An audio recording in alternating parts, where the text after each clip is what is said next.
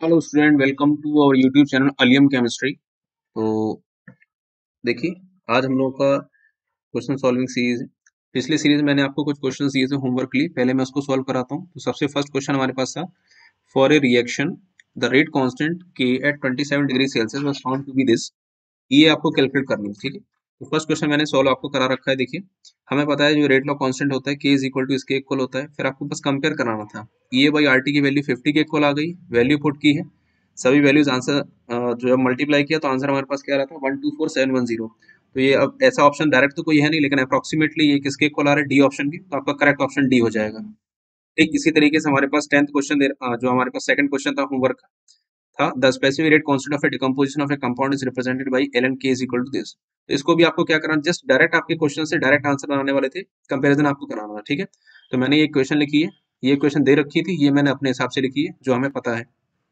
A by are इसके equal आ गया। बस इस क्वेश्चन में आपको क्या करना है, सबसे पहले तो आर की वैल्यू पता होनी चाहिए, 2 कैलोरी पर मोल होती है, 2 कैलोरी पर केल्विन पर मोल होती है।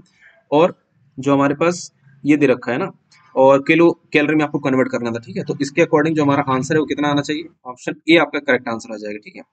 अब देखिए हम लोग आगे बढ़ते हैं, देखते हैं कुछ कॉम्प्लेक्स रिएक्शंस के क्वेश्चंस आपको यहाँ पर। हाँ, तो जैसे ये फर्स्ट क्वेश्चन आपको दे रखा है, ओवरऑल रेट कांस्टेंट आपको निकालना है डीपी बाई डीटी इस रिएक्शन के लिए, ठीक है। तो अब देखिए यहाँ पर बी दे रखा है, यहाँ पर बी इन्वॉल्व, इसका मतलब बी हमारे पास क्या हो गया, इंटरमीडिएट हो गया। तो अगर हम रेट लिखेंगे इस इक्वेशन का, रेट किस पर डिपेंड करेगा, ये हमारे पास ये स्टेप आएगी है ना, इसके अकॉर्डिंग हम लोग रेट लिखेंगे। तो रेट आपके पास आएगा के एफ, रेट कांस्टेंट हो गया, कंसंट्रेशन क्या आ जाएगी बी और सी। इसी चीज को हम लोग ये भी बोल सकते हैं rate of formation of DP, यानी कि डीपी बाई डीटी भी हम लोग लिख सकते हैं। अब मेन प्रॉब्लम हमारे पास है ये बी, यानी कि बी इंटरमीडिएट, इसकी कंसंट्रेशन हम लोग को इवेल्युएट करनी है। कहाँ से हम निकाल सकते हैं, फर्स्ट इक्वेशन को ध्यान से देखिए, इक्विलिब्रियम लगा हुआ है, तो यहाँ पर हम लोग इक्विलिब्रियम अप्रोक्सीमेशन अगर यूज करेंगे तो k इज इक्वल टू क्या आ जाएगा, b अपॉन ए का स्क्वायर, कंसंट्रेशन का स्क्वायर। तो b की वैल्यू आपके पास आ जाएगी k इंटू ए स्क्वायर। इस कंसंट्रेशन को उठा के आप यहाँ पुट कर दो, तो हम लिखेंगे dp by D T, dp by D T क्या वैल्यू आपके पास आ जाएगी, जैसे हम पुट करेंगे तो k तो है ही आपके पास, के एफ भी आ जाएगा, और ए स्क्वायर और सी। इस कैलकुलेशन के अकॉर्डिंग हमारे पास रेट ऑफ फॉर्मेशन जो पी है कितना आना चाहिए, के ए के इंटू के एफ ए स्क्वायर इंटू सी। ये आपका ऑप्शन यहाँ पर कंप्लीट नहीं है, यहाँ पर आप सी और लगा लेना। तो ये आपका ऑप्शन नंबर ए करेक्ट हो जाएगा, ठीक है। नेक्स्ट देखिए, नेक्स्ट क्वेश्चन हमारे पास ये दे रखा है, ये एक फॉलोइंग स्कीम आपको दे रखी है, ए प्लस बी गिव सी इस तरीके से, और ये यहाँ पर ये दे रखा है। अब आपको इसका रेट ऑफ इक्वेशन निकालना है, ठीक है। अब देख के आपको ये समझ में नहीं आ रहा हो कि यहाँ पर आपको इक्विलिब्रियम अप्रोक्सीमेशन लगाना है या फिर एसएसए लगाना है। तो सबसे पहले हम लोग एसएसए के बेसिस पर चलेंगे, अगर आंसर नहीं बनता तो फिर इक्विलिब्रियम पर जाएंगे।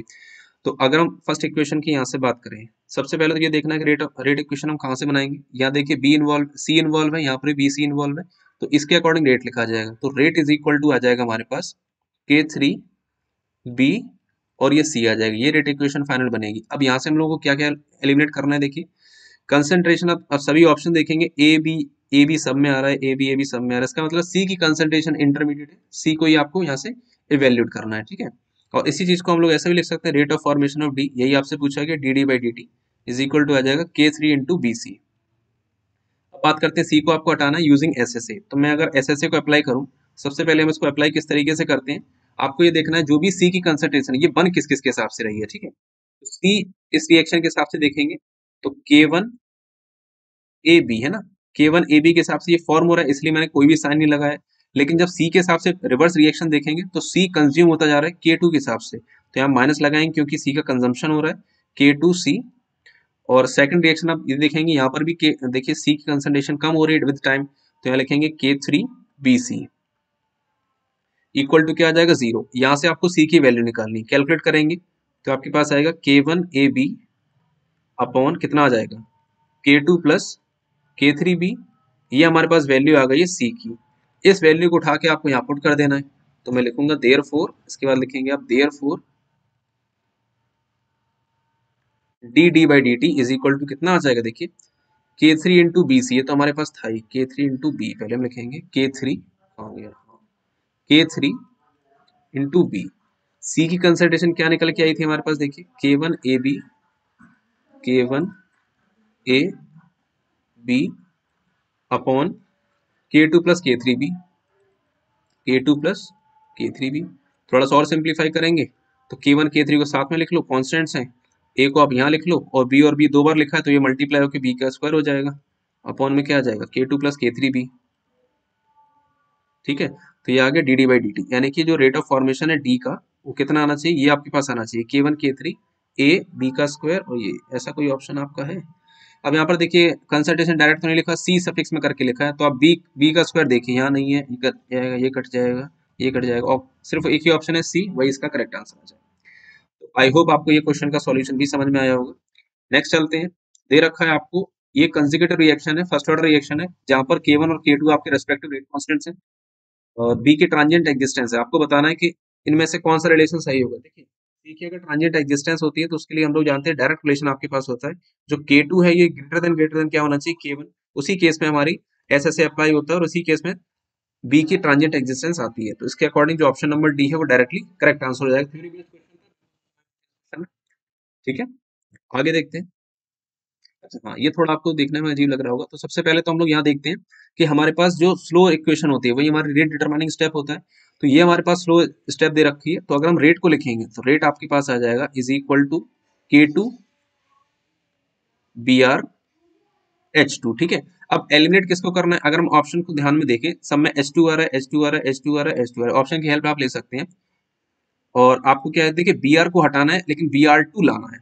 ठीक है, तो यहां से हम Br को कैसे एलिमिनेट करेंगे, अब Br को आप एलिमिनेट कर सकते हैं कि इस इक्वेशन में कोई रेट कांस्टेंट दे रखा है नहीं है, तो यहाँ से तो कोई फायदा होना नहीं। तो हम फर्स्ट इक्वेशन की बात करेंगे, यहाँ पर एस एस लगाते हैं। अगर हम एस ए की बेसिस पर बात करें तो यहाँ देखिए Br का फॉर्मेशन हो रहा है, रेट कांस्टेंट क्या है K1, तो K1 इंटू यह आ जाएगा Br2, यहाँ आ जाएगा M। ठीक है, और प्लस आपके पास आ जाएगा, ओके। अब देखिए सेकंड स्टेप में Br कंज्यूम होता जा रहा है, किस स्टेप से कंज्यूम हो रहा है, तो यहाँ लगाएंगे आप माइनस, ये आपके पास आएगा K इनवर्स Br का स्क्वायर इंटू M। ठीक है, और नेक्स्ट स्टेप में देखिए यहाँ पर भी कंज्यूम होता जा रहा है, तो आप लिखेंगे K2 माइनस कर K2 Br into H2 is equal to 0। यहाँ से हमें जो कंसंट्रेशन निकालनी है, किसकी कंसंट्रेशन आपको निकालनी है, Br, यहाँ से Br आपको इवेल्यूएट करना है। तो देखिए क्या होगा, पहले मैं इस इक्वेशन को, ओके, यहीं पर अगर थोड़ा सिंप्लीफाई करें तो आपके पास वैल्यू आएगी K1 Br2 M upon K inverse है ना, Br आपको दे रखा है, तो नीचे अगर हम लिखेंगे इसको तो Br नीचे आ जाएगा आपके पास। ठीक है, तो ये आ जाएगा K इनवर्स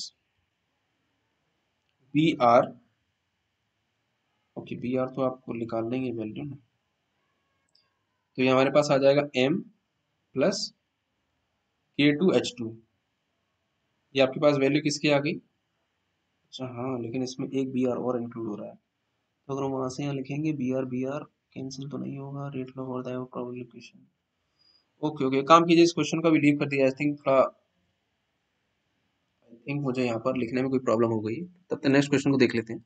अगर मान लीजिए अभी नहीं बन पाए ये क्वेश्चन तो आप होमवर्क में करके ट्राई कर लीजिएगा, बाकी मैं आपको नेक्स्ट वीडियो में क्लियर कराई दूंगा उसको। ठीक है, तो नेक्स्ट क्वेश्चन देखिए, ये हमारे पास दे रखा है, इसमें भी सेम वही करना है, रेट कांस्टेंट इसके बेसिस पर बनेगा क्योंकि ए स्टार हमारा इंटरमीडिएट है।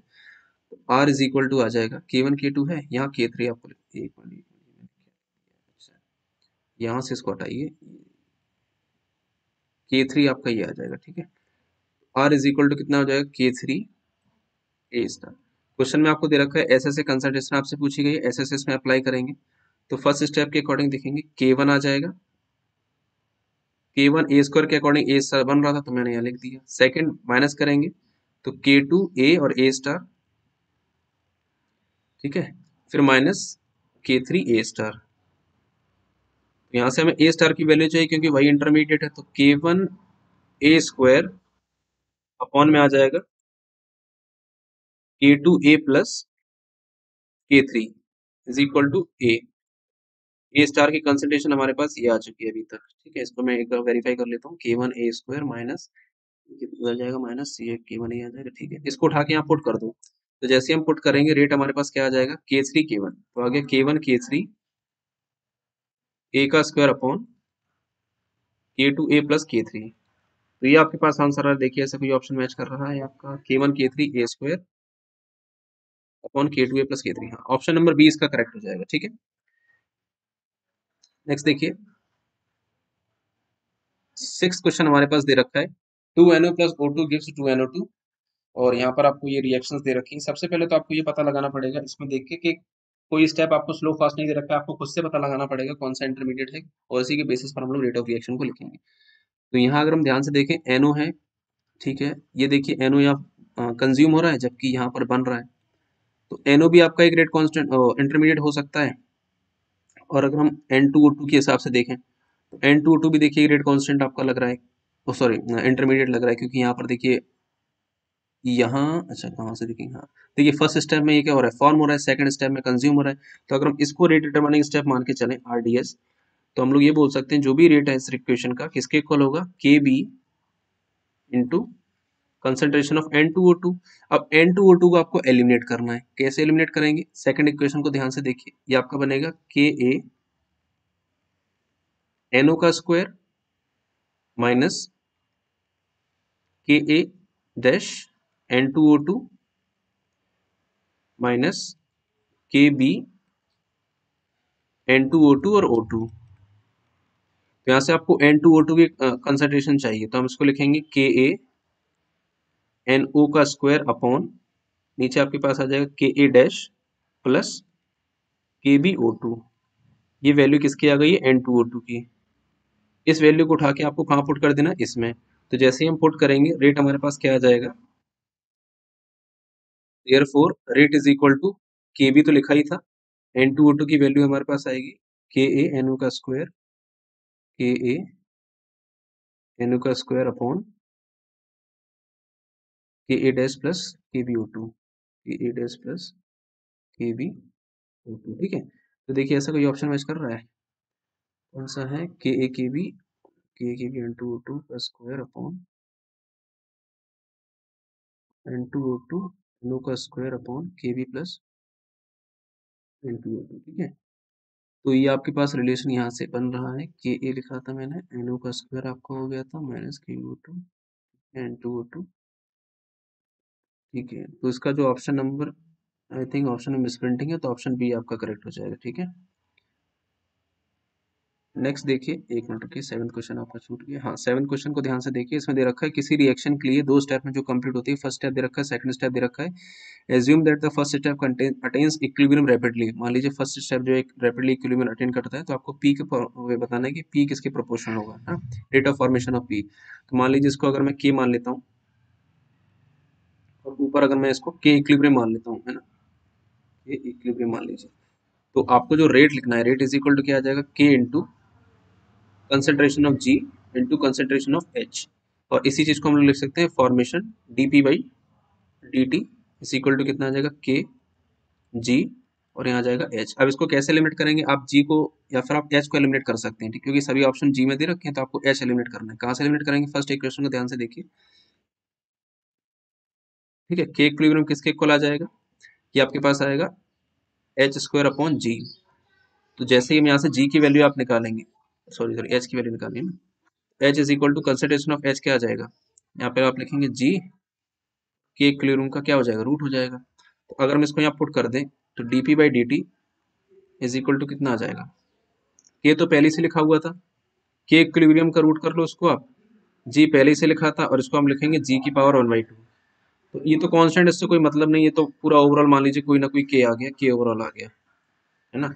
इसको आप ऐड करेंगे तो जी की पावर कितनी आ जाएगी, 3/2 आ जाएगी। तो यहाँ से हम ये कह सकते हैं जो भी rate of formation of P है, ये डिपेंड कर रहा है जी की कंसंट्रेशन की 3/2 पावर के। तो इसके अकॉर्डिंग जो ऑप्शन नंबर डी है वो आपका करेक्ट हो गया, हो जाएगा। आई होप आपको यहाँ तक समझ में आया होगा। नेक्स्ट आपके पास, एक मिनट रुकिए, हाँ ये आपके पास दे रखा है 8th क्वेश्चन। क्वेश्चन नंबर दे रखा है overall rate of the following complex reaction, इसका आपको रेट फाइंड आउट करना है बाई एसएससी। ठीक है, अब देखिए क्वेश्चन में लिखा एसएससी जरूर है, लेकिन कभी कभी ऐसा होता है कि जरूरी नहीं है हर बार एसएससी से ही हमारा आंसर आता है, तो कभी हमें इक्विलिब्रियम भी लगा के देखना पड़ता है, और क्योंकि क्वेश्चन में इक्विलिब्रियम गिवन भी है, तो अगर हम इसका रेट डिफाइन करेंगे तो रेट इज इक्वल टू आप लिखेंगे K3 इंटू A2C। ठीक है, तो ये हमारे पास रेट हो जाएगा। बाकी अगर हम इसको इक्विलिब्रियम लगा के वैल्यूएट करेंगे, तो अगर हम ऑप्शंस में जाएं तो ऑप्शन के हिसाब से आपको ए और बी दोनों दे रखा है, यानी सी को हटाना है, और यहाँ से क्लियर भी है सी आपका इंटरमीडिएट है, तो उसको मार्क कर दीजिए क्वेश्चन नंबर 1। अगर हम फर्स्ट के अकॉर्डिंग देखते हैं, इक्विलिब्रियम अप्लाई कर रहे हैं, तो आपको जैसे सी निकालना है तो K2 इज इक्वल टू क्या हो जाएगा, देखिए ये आ जाएगा सी अपॉन ए बी। तो यहाँ से हम सी की कंसंट्रेशन क्या निकालेंगे, सी की कंसंट्रेशन आपके पास आएगी K2 ए बी, ये हमारे पास आ गई सी की कंसंट्रेशन। ठीक इसी तरीके से अगर हम फर्स्ट इक्वेशन की बात करें, यहाँ से आप लिखेंगे K1 इज इक्वल टू क्या हो जाएगा, A2 अपॉन ए का स्क्वायर। तो यहाँ से हम A2 भी निकाल सकते हैं, तो A2 इज इक्वल टू आ जाएगा K1 ए स्क्वायर। ये दोनों जो आपने वैल्यूज निकाली उसको मैं उठा के पुट करूंगा फर्स्ट इक्वेशन में, ठीक है। अच्छा यहाँ पर जगह नहीं बची है तो मैं यहाँ साइड में कर दे रहा हूँ, इसको लिख सकते हैं therefore R is equal to क्या आपके पास आ जाएगा, जगह ज्यादा नहीं बची है क्योंकि मैं इस तरफ ऊपर लिख रहा हूँ ना, आई होप आपको दिखाई दे रहा हूँ। आर इज इक्वल टू आपने लिखा था K3, A2 की वैल्यू क्या आई है K1 ए स्क्वायर, ठीक है, और सी की वैल्यू क्या आई है K2 ए बी, ठीक है। तो इसको अगर हम सिंप्लीफाई करेंगे तो ए की पावर 3 ये आपके पास आएगा K1 K2 K3 ए की पावर 3 और बी,